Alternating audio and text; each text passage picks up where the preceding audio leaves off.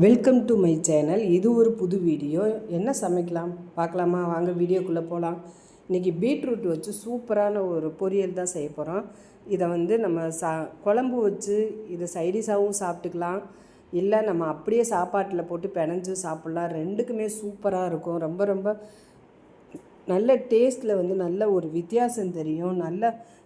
இதோட மசாலா பார்த்திங்கன்னா நம்மளுக்கு புதுசாக இருக்கும், சாப்பிடும்போது நல்லாவே இருக்கும். இது வரைக்கும் இப்படி செஞ்சுருக்கீங்களான்னு தெரில. இது போல் ஒரு முறை ட்ரை பண்ணி பாருங்கள். வீடியோ ஸ்கிப் பண்ணாமல் பாருங்கள். அப்படியே ஒரு லைக்கையும் போட்டு விட்ருங்க. இப்போ அதுக்கு தேவையான பொருள் பார்த்துடலாம். ஒரு பெரிய சைஸ் பீட்ரூட் எடுத்து நான் இப்படி கட் பண்ணி வச்சுருக்கேன். கொஞ்சம் கருவேப்பிலை, கொஞ்சோண்டு கொத்தமல்லி, ஒரு பழமாக ஒரு தக்காளி, ஒரு 2 சில்லு தேங்காவை திருவி வச்சுருக்கேன். இப்போ சின்ன வெங்காயம் ஒரு 25 கிராம், மிளகாத்தூள் 1 ஸ்பூனு, மஞ்சத்தூள் 1/2 ஸ்பூனு, தனி மல்லித்தூள் 1/2 ஸ்பூனு, கரம் மசாலா ஒரு 1/4 ஸ்பூனு, ஜீரகத்தூள், சோம்புத்தூள் 2 சேர்ந்து ஒரு 1/2 ஸ்பூனு. இப்போ ஒரு கடாயை அடுப்பில் வச்சு ஒரு 2 ஸ்பூன் ஆயில் விட்டுக்கலாம். அதில் ஒரு 2 ஸ்பூன் கடுகு போட்டுக்கலாம்.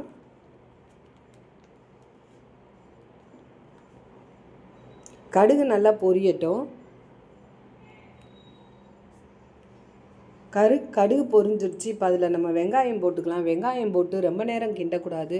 லைட்டாக ஒரு 2 செகண்ட் மட்டும் அந்த பச்சை வாடை போகிற அளவுக்கு கிண்டிடலாம். ஏன்னா ரொம்ப நேரம் வதங்க விட்டுட்டிங்கன்னா அதோட டேஸ்ட் வேறு மாதிரியாக இருக்கும். அதனால் நம்ம லைட்டாக தான் வதக்கணும். இப்போ பீட்ரூட்டை போட்டுக்கலாம்.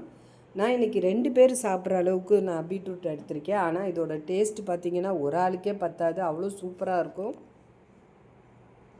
இது பொரியல் மாதிரி தான் இருக்கும். நம்ம கூட்டாக செய்ய மாட்டோம், உதிரி உதிரியாக நல்லாயிருக்கும். ஆனால் அதே நேரம் நீங்கள் சாப்பாட்டில் போட்டு சாப்பிட்றப்போ அவ்வளோ சூப்பராக இருக்கும்.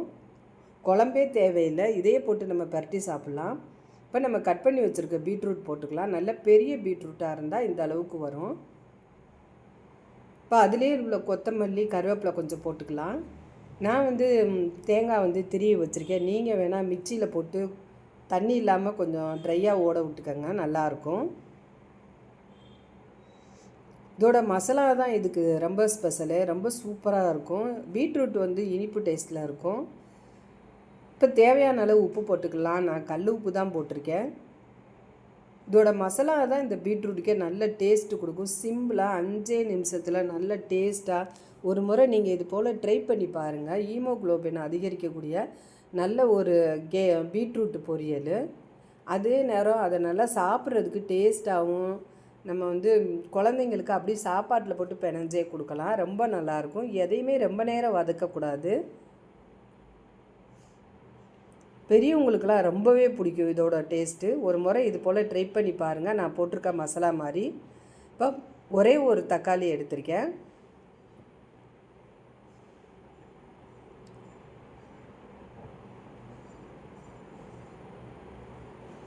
இப்போ எல்லாத்தையும் நல்லா ஒன்றா கிண்டிக்கலாம். காரம் உங்களுக்கு தேவையான அளவு போட்டுக்கோங்க. நான் ஒரு பீட்ரூட்டுக்கு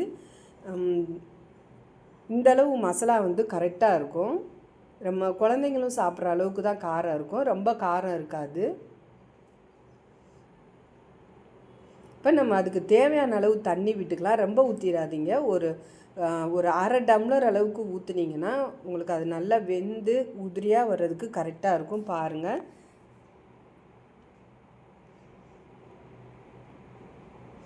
அவ்வளோதான். நம்ம தேங்காவை போட்டு கிண்டக்கூடாது. தேங்காவை போட்டு அப்படியே நம்ம மூடி வச்சிடணும். நீங்கள் வேணால் தேங்காய் மிக்சியில் போட்டு தண்ணி இல்லாமல் அரைச்சிக்கோங்க. ரொம்ப நைஸாக வலுவலுன்னு இல்லாமல் கொஞ்சம் நரன்னு இருக்கிற மாதிரி அரைச்சிக்கோங்க. அவ்வளோதான். இதை மூடி போட்டு சிம்மில் வச்சு ஒரு 5 நிமிஷம் அப்படியே விட்டுறணும். பார்க்கலாம் வாங்க. ஒரு 5 நிமிஷம் கழித்து பாருங்கள் எப்படி கலர் மாறி இருக்குது பாருங்கள். நல்லா வெந்துருச்சு. இப்போ நம்ம கிண்டி விட்டுக்கலாம்.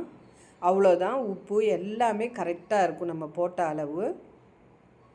ஒரு சூப்பரான ஒரு பீட்ரூட் பொரியல். இதே போல் நீங்கள் செஞ்சு சாப்பிட்டு பாருங்கள். இதோட டேஸ்ட்டு சொல்கிறத விட செஞ்சு சாப்பிட்டா தான் டேஸ்ட்டாக இருக்கும். எப்படி இருக்குது பாருங்கள் உதிரியாக. இதை நம்ம அப்படியே சாப்பாட்டில் போட்டு பிணைஞ்சு சாப்பிடலாம்.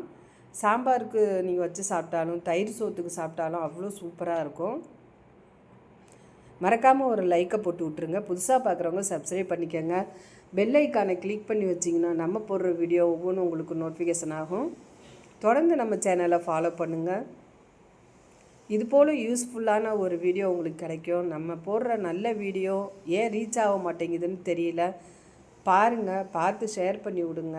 ரொம்ப ரொம்ப ஹெல்த்தியாகவும் ஆரோக்கியமான ஒரு டிஷ்ஷாகவும் தான் நான் போட்டுட்ருக்கேன். பாருங்கள், நம்ம ஹோட்டலில் போய் வாங்குறத விட நம்ம வீட்டிலையே ஹோட்டல் ஸ்டைலில் எவ்வளோ சூப்பராக செஞ்சுருக்கோன்னு.